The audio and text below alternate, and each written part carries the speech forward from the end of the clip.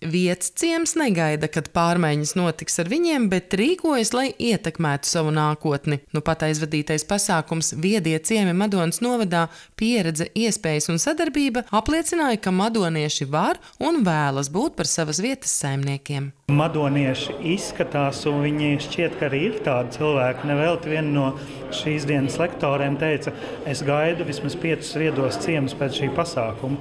Izskatās, ka acis mirt, ir arī pašvaldības atbalsts, kas nav mazsvarīgs, gan inicējot šo pasākumu, gan arī aktīvi piedaloties un nodrošināt to tehnisko un arī saturisko piepildījumu. Tā kā es domāju, ka būs labi jābūt optimistiem. Ciemu mums ir daudz, bet lai būtu viedais ciems. Iedzīvotāja aktivitāte un plāns par ciema nākotni, kur mēs ejam.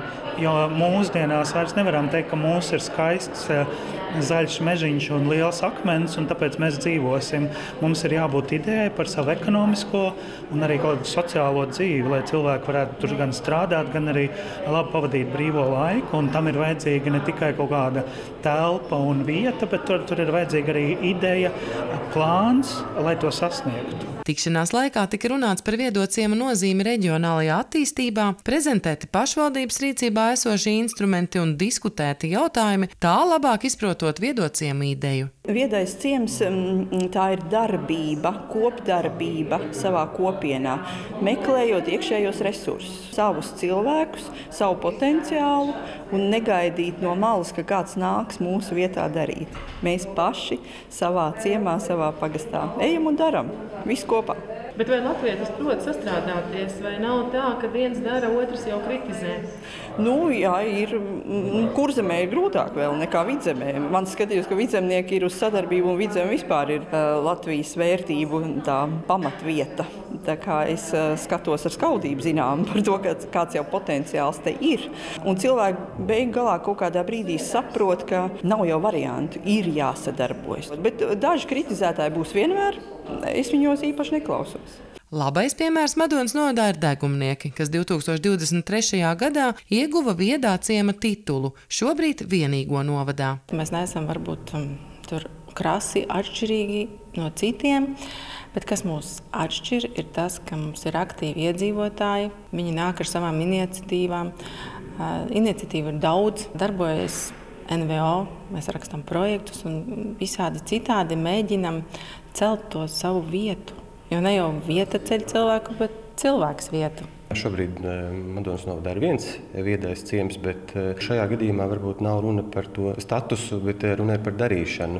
Un pēc šīs dienas pasākuma, kad mēs esam dzirdējuši gan to teorētisko daļu, gan to praktisko daļu arī pēc pieredzes un savilkuši kopā to gan ar pašvaldības resursiem, tad mēs saprotam, ka mūsu ciemos ir laba situācija un jebkurš no mūsu ciemiem jau pašā pamatā ir vietas. Un ja tur ir šie aktīvie iedzīvotāji, tad vēl jau vairāk. Katrā manā pagastā ir aktīvas biedrības ar vēl jau aktīvākiem cilvēkiem, kas arī ģenerē šīs idejas.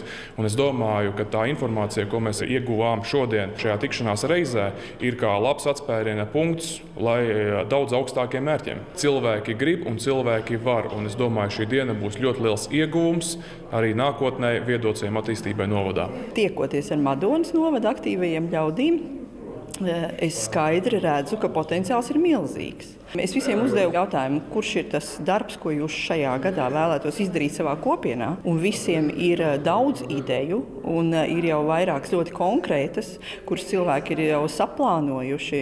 Citam vajag mazāk naudas, citam vairāk, citam vispār naudu nevajag. Vajag vienkārši tikai darīt. Un cilvēki ir priecīgi un laimīgi, ka viņi pašvaldības līmenī ir pamanīti, ka viņi ir vajadzīgi saviem lauku pagastam un savai kopienai. Un viņi darīs. Es ticu, ka te veidosies viedie ciemi. Jāpiebilst, ka pasākums tika aizvadīts Madonas biznesa attīstības centrā, kur jau šīs nedēļas nogalē notiks vērienīgs un iedvesmas stāstiem bagāts biznesa fórums uzņēmējiem. Sapņot drošāk, sasniegt vairāk. Sandra Zariņa, Inders Krieviņš, Mārtiņš Svitka, RTV.